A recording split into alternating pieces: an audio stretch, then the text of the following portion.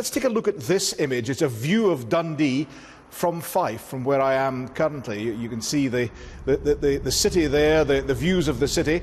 And following that, let's take a little trip across the bridge, over the road and the miles, back over here to Fife, into North East Fife.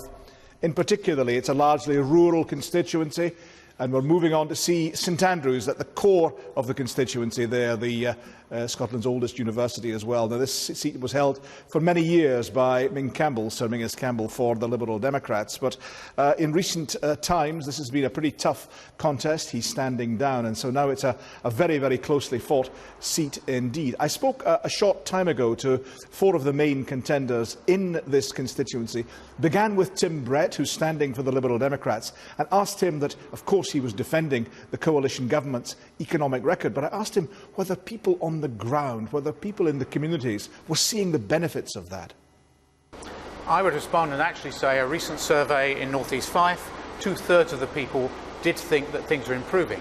The risks, however, are that we don't go back.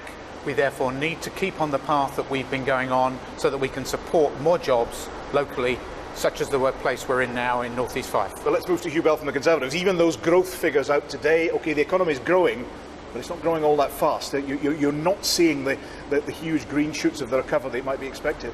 Well, let's remember, we have come out of a huge recession which Labour left us with.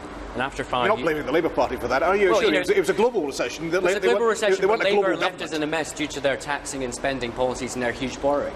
And obviously we've been doing the hard work to get this country back in the right direction. Now, living standards are starting to rise again. We've got businesses creating jobs, like this business we're in here today, creating jobs here in North East Fife. And our country is on the right direction. Now, there's always going to be ups and downs. We've got, obviously, the oil figures are going to have an impact, and there's wider problems in the Eurozone which are impacting on our economy. But we are the fastest growing economy in the Western world.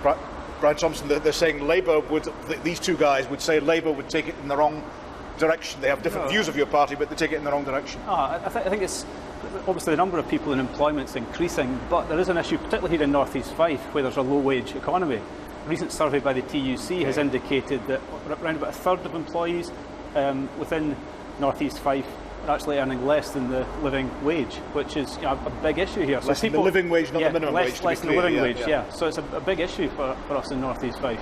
And obviously Labour's policies to raise both the minimum wage and expand the living wage could benefit local people to a huge extent. Stephen Gethin, your rivals would tell you that if you pursue the SNP plan of full fiscal autonomy or independence, that Scotland's economy would be wrecked. Well, no, I think that what you've heard from the Tory Liberal coalition is that we're looking at more cuts that are hitting the most vulnerable in society, and cuts that put our sustainable economic growth at threat. Now, what the SNP has said is bring those powers back to Edinburgh so that we can pursue the economic powers that Scotland needs. That we can pursue the economic powers that Scotland needs to grow our economy. We've had the small business bonus scheme, that's been good for Scotland. You're get in. Stephen, no, the Liberal Democrats would not cut in anything like this at the amount. Wait a minute, you've just been in with them, you're in partnership with them, you're coalition partners. Read our manifesto. How much would you bring the taxes up? Tim, that is a good question from your taxes coalition go up for hard-working British people, hard-working Scots? That those who earn the highest amount should pay more. And they already do. No, we do believe that millionaires should pay a mansion tax and that those with the broadest shoulders should pay more. So the mansion tax policy is an absolute mess. I mean, that's been confirmed. We know Labour want to copy our mansion tax policy. Basically, the politics of MD, Labour want to make it that people who've lived in a house for 40 years in London, where it's just gone up in value, through no fault of their own, are going to... It's all about pooling resources and sharing, Hugh. That could have huge benefits for people up here. What about our NHS is in crisis?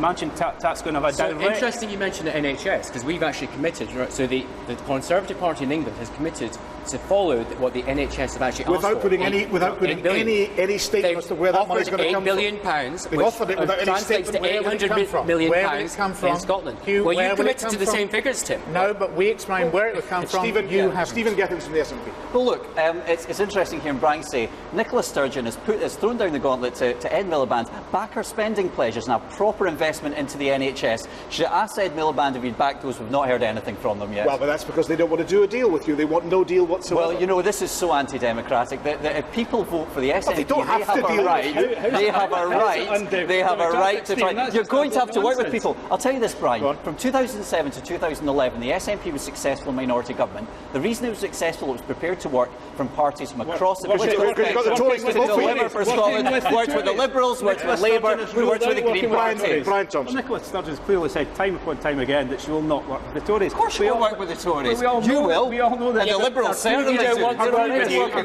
work with the Tories for 4 years in the Scottish Parliament. They worked with Labour, they worked with the Liberal Democrats are clearly the only party who have said that we will go forward in a fair way, a stable way. We will not cut as much as the Tories, and we will not borrow as much as Labour. Let's talk Fife. Let's talk Fife for the last couple of minutes. We're in a former paper mill here that is reviving, but there's a paper mill elsewhere in Fife that is in jeopardy. Absolutely. And real problems there. Give me an idea as to how you bring jobs back to this part of Scotland and to Scotland more generally.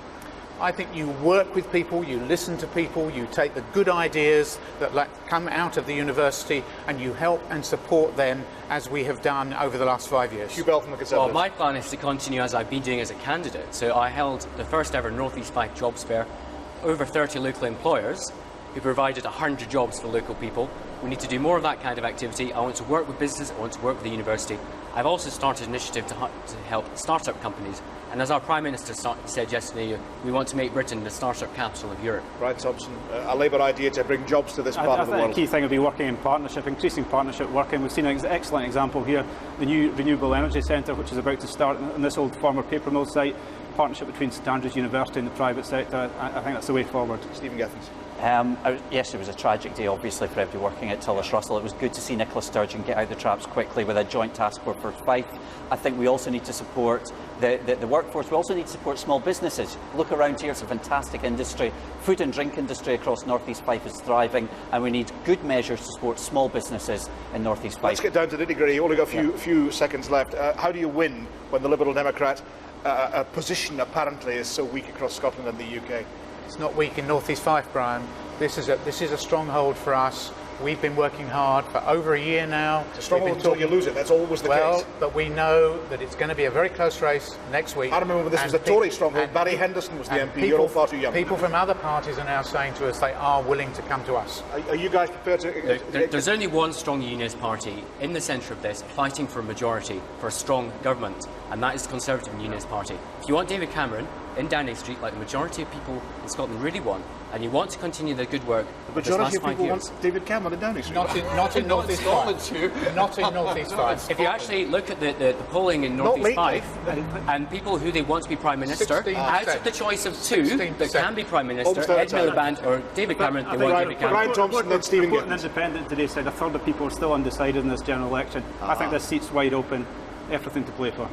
Stephen Gethins. Well, there's a lot of hard work to be done. We've been out working hard. I mean, one thing we're picking up is people are scunnered with these two in coalition with each other, Liberal and Tory coalition. I think they're wanting something a bit different now. Thanks to all four. Thank you very much indeed for joining me here in Garbridge near St Andrews. Thank you very much. Thank you. Thanks, Brian.